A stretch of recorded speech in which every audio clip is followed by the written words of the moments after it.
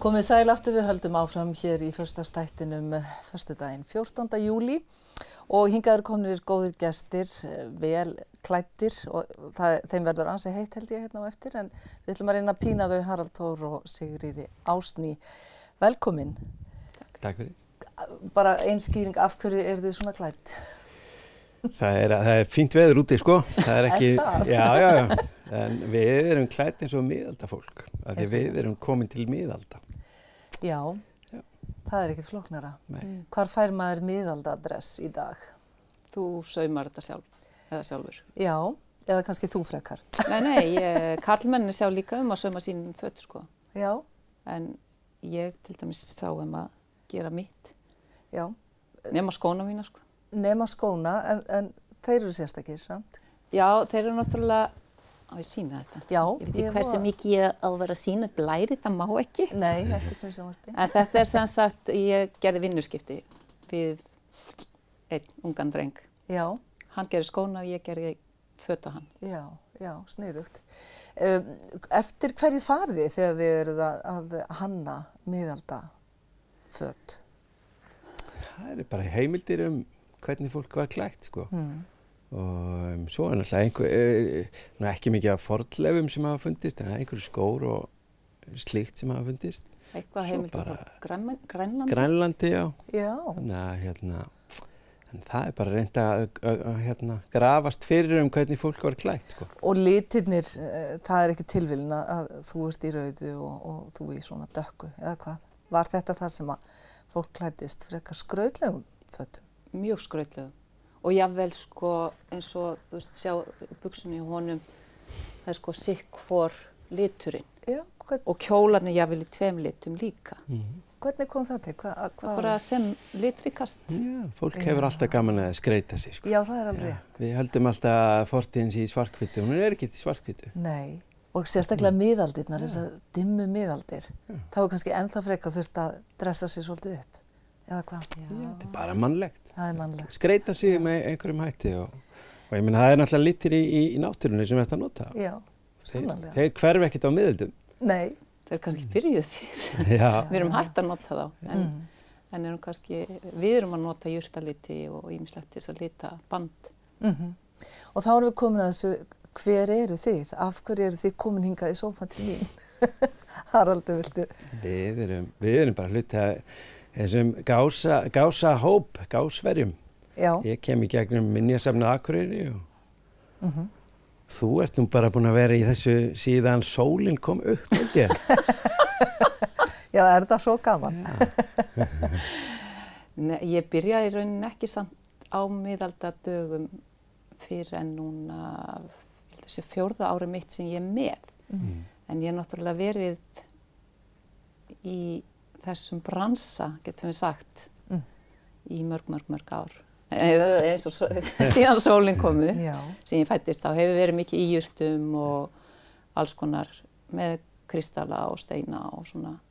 Já, þú bara haft enga viku, þú verið uppi á miðöldum og svo kemur þú bara aftur núna.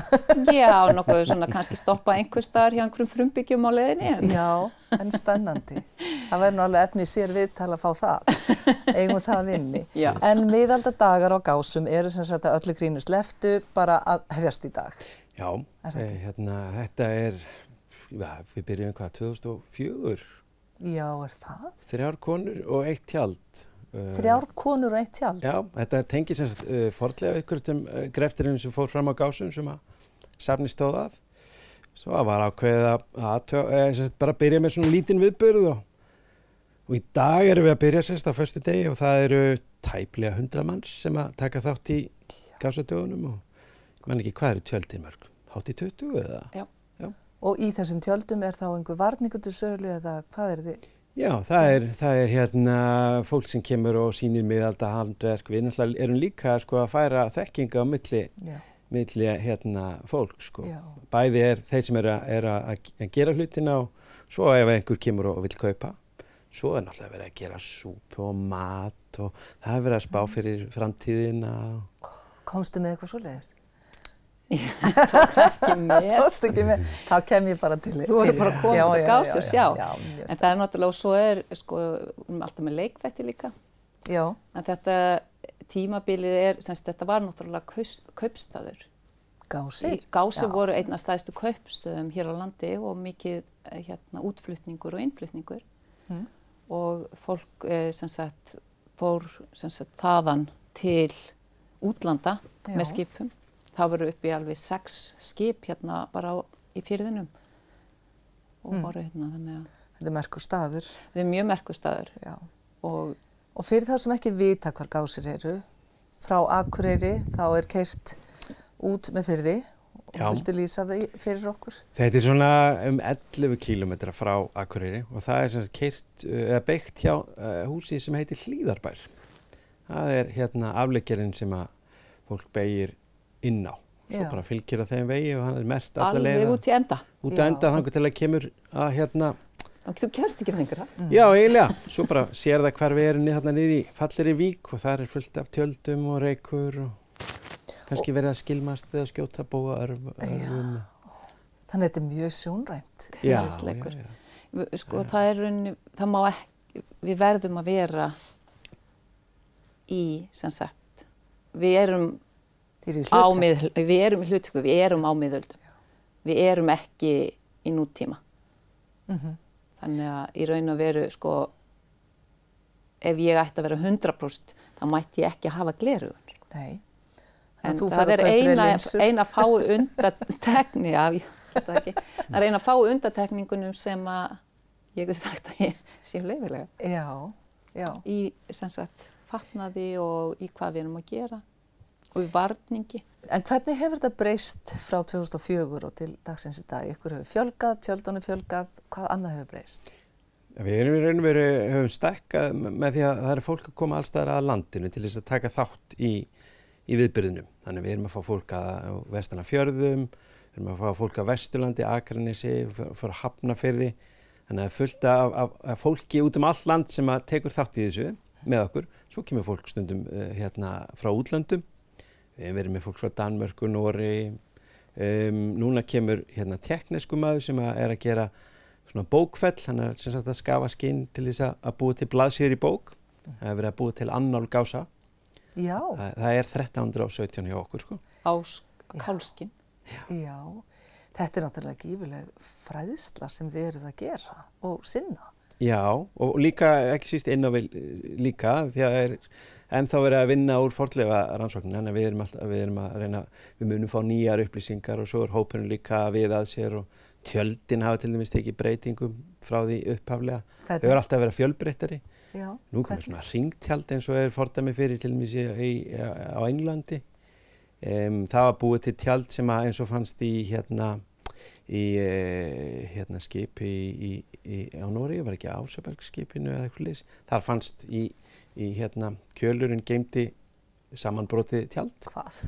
Ef þú ætlar að fara á milli landa þá þarftu að búa einhvers staðar.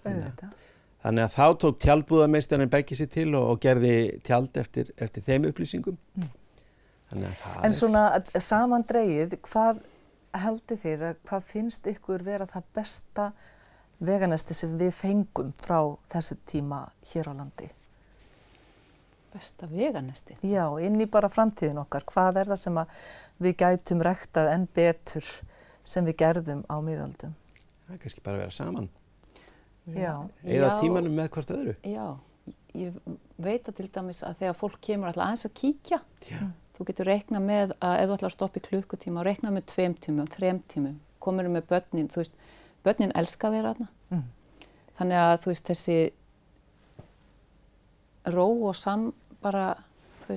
samvera og bara einhvers konar, já. Og svo náttúrulega allt þetta veganesti, það sem að þú lærir, þú veist, að búa til þín eigin föt, þú veist, að kunna þetta er náttúrulega ómetanlegt. Þetta er náttúrulega ekki allir sem að fara alla leið. Eða vilja kunna svona hluti, en þetta er mikilvægt að kunna samt sem áður. En þeir sem komið heimsókn, þeir þurfa ekki að vera klæddir í miðaldabúning. Nei. Þeir eru við gerum greinamunum á þeim sem að koma á einn gás fyrir aðeins að kalla að þeir sem væru ekki í fötum væru svona muggar. Það er orðið bara svona skilgreint heit yfir hína. Okkur hinn. Já. En svona lokum hvað standa miðaldadagar lengi? frá föstudegi fram á sunnudag. Við erum hérna frá 11 til 5 Já. og hérna að stikna úr hita. Að stikna úr hita. Alla dagana. En ég held ykkur ekki lengur. Ég veit að þið þurfa að drífa ykkur og það orðið heitt hér í stúdíónu. Takk fyrir komuna og bara til hamingju með þennan viðburð. Og við höldum áfram hér eftir stuttastund með þeim félögum úr Úlfi.